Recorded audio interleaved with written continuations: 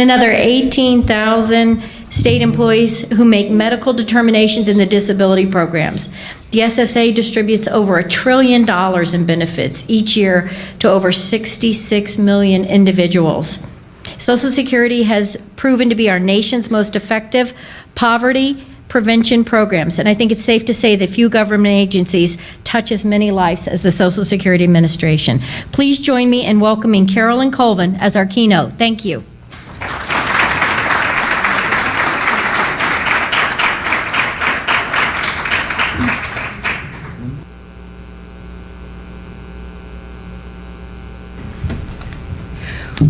Well, good morning.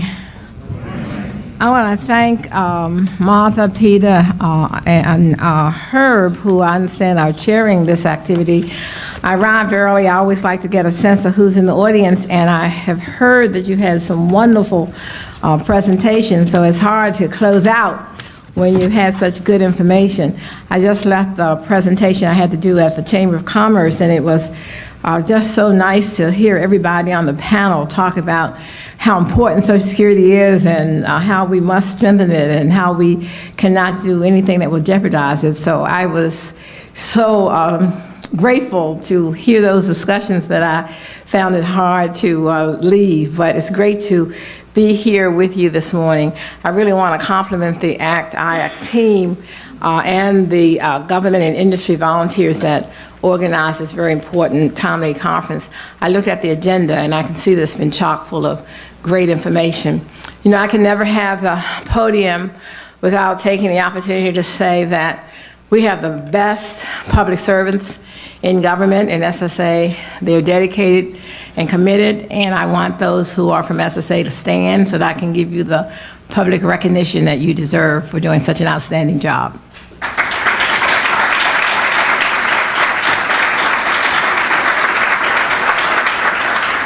So again, I want to say thank you for inviting me here. I'm pleased to have the opportunity to meet some new folk that I did not know earlier as I was sitting outside.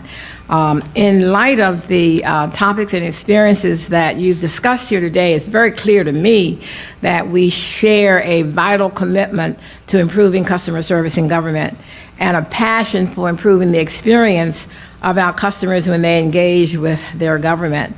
Across this great society, there is certainly a revolution happening in customer service. It's also clearly reshaping the basic tenets of service provider performance, customer experience, and service quality. We know that advances in management science, information technology, and service delivery methods in other sectors of society are changing public expectations of government services. As this conference affirms, this revolution in customer service is also happening in government. Government agencies have long-standing experience and considerable success in effectively delivering a broad range of services to a wide variety of customers over the years in areas such as diverse as public safety, transportation, social insurance, food, safety, trade, and commerce, and the list goes on. Still, the government, we must continually evaluate its performance in service delivery, not only to individuals, but also to private and other government agencies that directly provide significant services.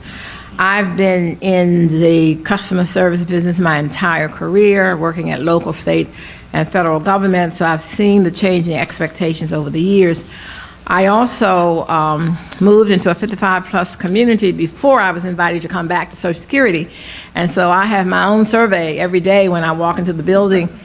And my customers are either there to tell me what a poor job I'm doing or how helpful I've been. And I always feel like we're okay when I get more positive comments than negative ones. And then this morning, someone came up to me and shared their experience of having gone to an office and waited a very long time. And since it was not a personal friend, I said how sorry I was that they had to wait, but if they would really consider going online, they wouldn't have to wait so long. And with my friends, when they come and they complain about how long they have to wait, I said, you deserve to wait. You're a professional and you should not have come into the office. You should have gone online. But I can only say that to my friends. Well, during 2011, President Obama issued executive order 13571, which was streamlining service delivery and improving customer service. This order identified government-wide actions in support of the customer service cross-agency priority goal. As CAP co-chair, I'd like to update you on the progress of this government-wide effort and highlight some examples of signature efforts by agencies and their remarkable outcomes. As the acting commissioner at Social Security, I'd like to also share with you some of our own initiatives, future plans, and some personal observations about frontline government customer service. Now, why was customer service included in the President's second-term management agenda?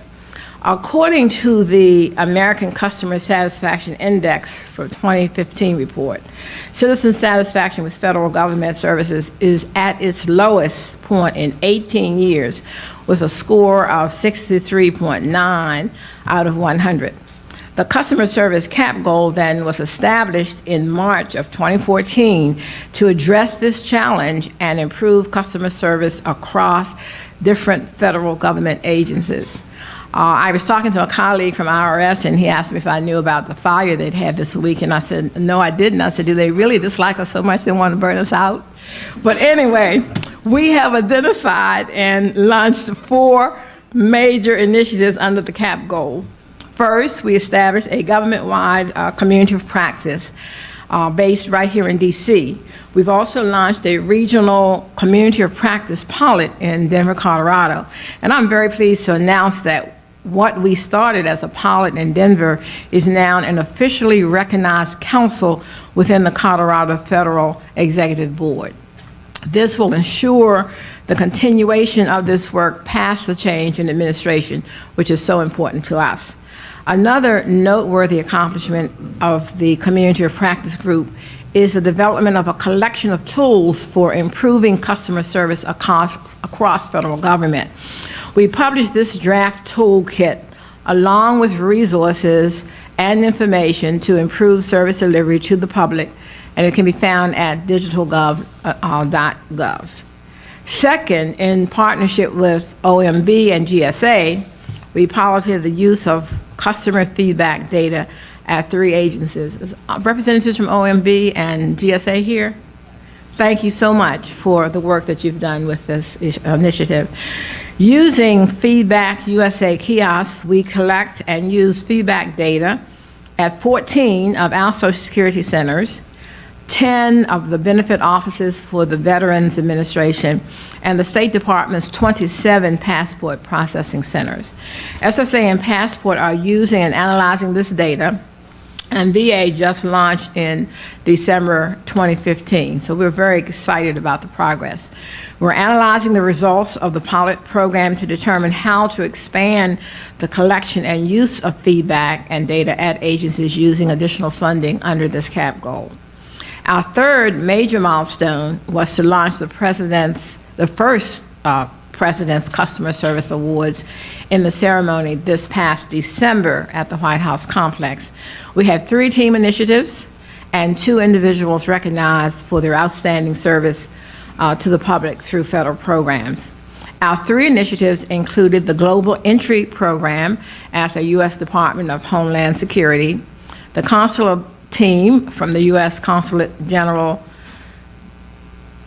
Dharam in Saudi Arabia, and the Business USA Veteran Entrepreneur Initiative at the U.S. Department of Commerce. Our 2 individual award winners were Dr. Justin Springer at the U.S. Department of Veteran Affairs and Ms. Shawn Lynch at the Social Security Administration. I'm very proud that one of our team members was included to receive one of the first individual awards. Our 4th and next major initiative is to launch the Core Federal Services Council. Now, this council is our key strategy to affect the top customer interactions the federal government has directly with the public. The council will be convened by OMB later this month and will be comprised of the senior operational leaders of the top 30 or so federal programs that directly serve the public. Major programs participating on the council will include Social Security benefits, Veterans Administration, TSA, federal student loans, our major national parks and outdoor recreation, and many other programs across the 15 federal agencies that are members of this CAP goal. We're very excited about this initiative as it will help us to serve as a governance structure for improving customer service experiences across major federal programs that directly serve the public.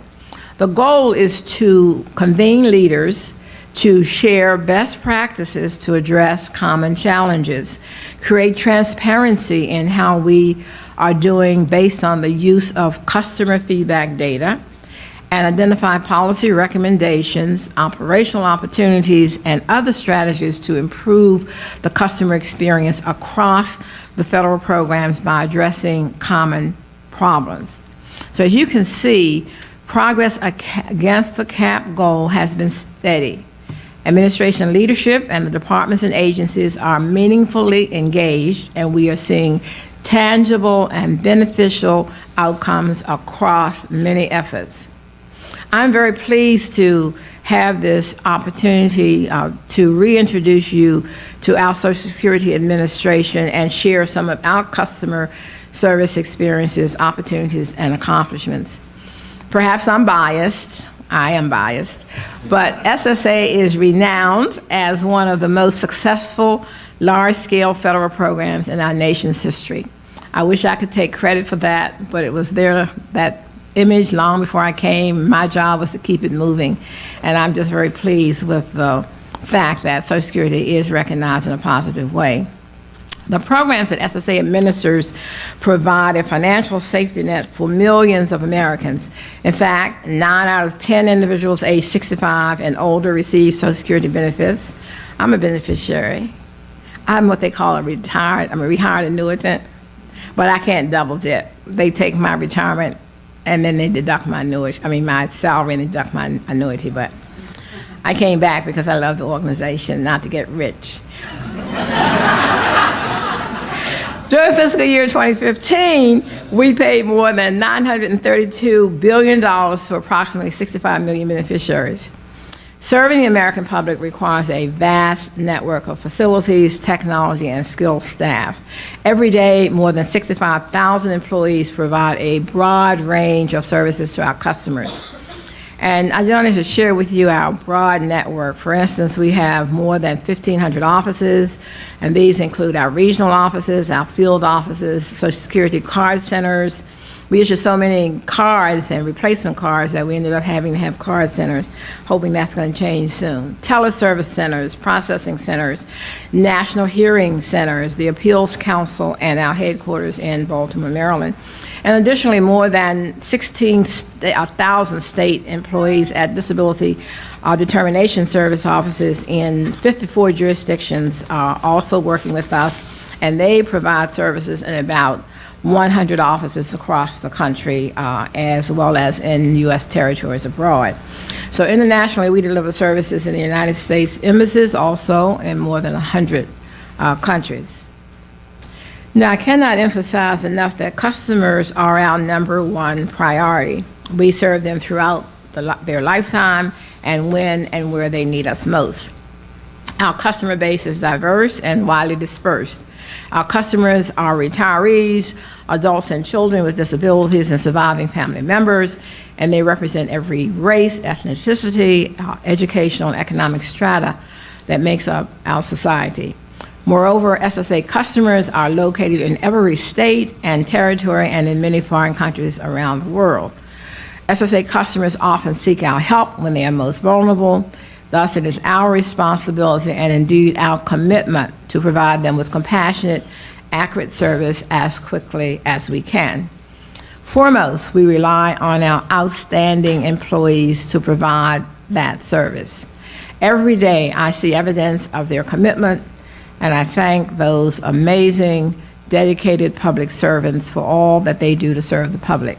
Now, I am sure for those of you who are non-SSA employees that your leaders are just as proud of you as I am of SSA. And if not, I will bring you into the SSA family. We also leverage a variety of technologies and user-centered design to make our services easier to access, more intuitive, more secure, and more efficient in ways that provide a superior customer service.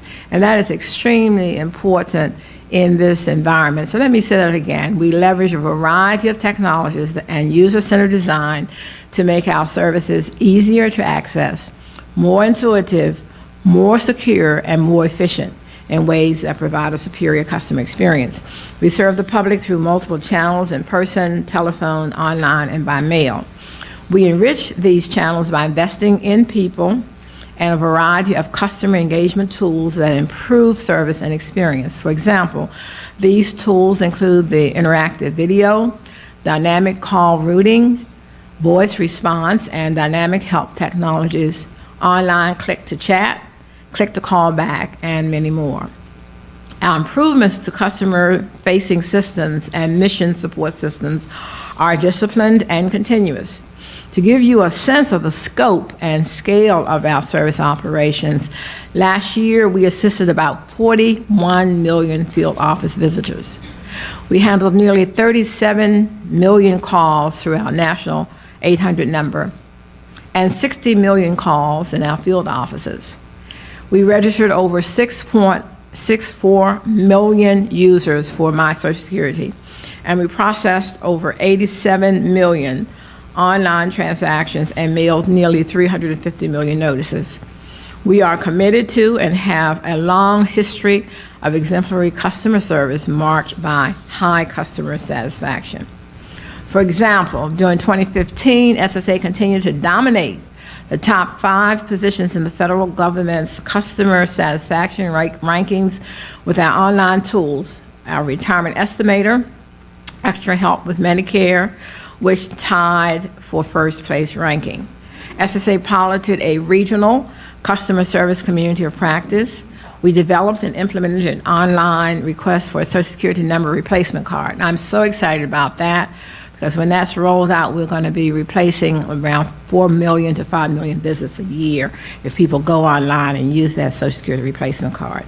So for those of you in the audience who need a replacement card, please don't come into the office. Please go online if we're in your state. I think we're in 8 states now. We will be getting to all of the states soon. We also increased the quality of our disability decisions and received our 2nd prestigious Deming Award for specialized training that we developed for our hearing staff. We also improved and expanded service delivery options for customers to conduct business in person, by phone, through video interviews and hearings, or online, as evidenced by increased usage of these delivery channels. Notably, we also helped our veterans and wounded warriors by working with the Department of Veteran Affairs to deliver medical evidence faster. We believe that our high level of customer satisfaction is in part the result of our success in using technology to improve and expand the services that we offer to the public. However, technology will not replace our employees or in-person service for customers who require or prefer more personalized service. Our goal is to provide high quality and timely services while offering customers the convenience of interacting with us from anywhere. At the same time, we will continue to provide telephone and field office options for situations requiring personalized service. As acting commissioner, I know firsthand that throughout our history, our evolution has been substantial and it will remain continuous. However, as we look to the future, we see both opportunities and challenges that present unprecedented possibilities for bold change, innovation, and vision. Over the past several months, we have actively met with experts, frontline leaders, and representatives. We've sought the counsel of our customers and stakeholders, asking them to help shape the Social Security Administration of the future. As we consider the future, we asked ourselves, how do we take the best of our past and weave it into an agile, innovative organization capable of meeting our customers' needs now and into the future? The result for us is Vision 2025, which you can find at ssa.gov/vision 2025. This is a framework for guiding our strategic decisions over the next 10 years. Since Vision 2025's release in April of last year, we've been developing the action plans and initiatives needed to make our vision a reality. And these include 3 basic areas, or 6 basic areas. Customer experience focus, which is a comprehensive customer strategy that will drive our understanding of customer needs and preferences throughout our organization. Employer of choice, to attract and retain dedicated public servants and to give them all of the support they need to continue to provide world-class service. A business-driven integrated systems, to create integrated systems across all levels of the organization, increasing accessibility, accuracy, and ease of use, including omni-channel capabilities. 4th, transformational leadership. Leaders that inspire our employees, promote innovation, and transform the agency to meet the ever-changing needs of our customers and employees. I always say that a leader pushes the boundaries and works outside of the boundaries, expand the boundaries. A good manager simply manages within the existing balances. So we want transformational leaders. 5th, evolving policies and procedures. Notably, that is the continual evaluation of policies, regulations, and processes, ensuring efficient and effective operations and reflects current societal needs. And then finally, infrastructure alignment and collaboration so that we are aligned to efficiently meet our customer and business needs. So in closing, I want to say that today at this CX Summit, expert panelists and speakers have outlined leading practices, novel techniques, technologies, and emerging opportunities that are now and will soon transform government's ability to deliver excellent customer service and enhance customer experience as never before. At SSA, our more than 80 years of experience shows us that customer service standards and practices that yield the experience outcomes we aspire to must be carefully planned, organized, and invested in continuously. High-performing customer service in government, as elsewhere, relies on high-performing organizations, and that is a balanced combination of high-performing people, processes, tools, and technology. We know that omni-channel capabilities are more than just additional service channels. In government, omni-channel service capabilities may be cross-component, cross-agency, and also multi-jurisdictional, meeting the needs of a customer where and when they needed it in a format that is convenient, helpful, and seamless. Underlying omni-channel capabilities are integrated customer-centric systems that enable self-service or assisted service by highly trained frontline service providers. The objective, of course, is to understand your customer's circumstances or journey and render timely and high-quality assistance. Toward this end, agencies like ours aim to incorporate standards and practices for high-impact services, develop one enterprise view for customers' relationship history, automate workload routing, and build out work from anywhere capabilities, and advance digital services that streamline transactions and use digital technologies to improve customer services. Certainly, the channel to omni-channel service operations is complicated. Measuring their effect, engaging experience is also challenging but vital to continuous improvement. Changes to the way that people, processes, and technology work together demands vision, leadership, and a great deal of smart work. My experience tells me that we can do it and that we are, once again, in exciting times. We are building the future today at SSA and across government. I know that with the dedicated government professionals we have working on this today, and those who will join us in the future, and of course, created and committed industry partners like ACT-IAC and many others, our future looks bright and our visions will be world-class. Thank you so much for your attention. It's been great to be with you today.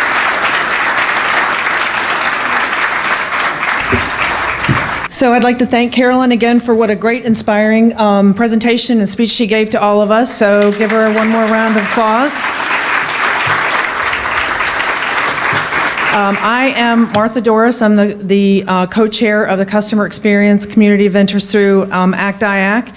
And it's really great to see so many friends, colleagues, old friends, new friends on both sides of the house. I get the pleasure of being able to thank everyone. So first, I'd like to thank Pete Wilson and Herb Strauss, who did an amazing job both at this summit, but they need to be recognized for what they do across government and industry to improve customer experience through the Life Event project that they've worked on, through the CX Community of Interest, through transition papers we've been working on, so we can make sure that this is an administration priority for the next administration and this summit. So thank you to Pete and Herb.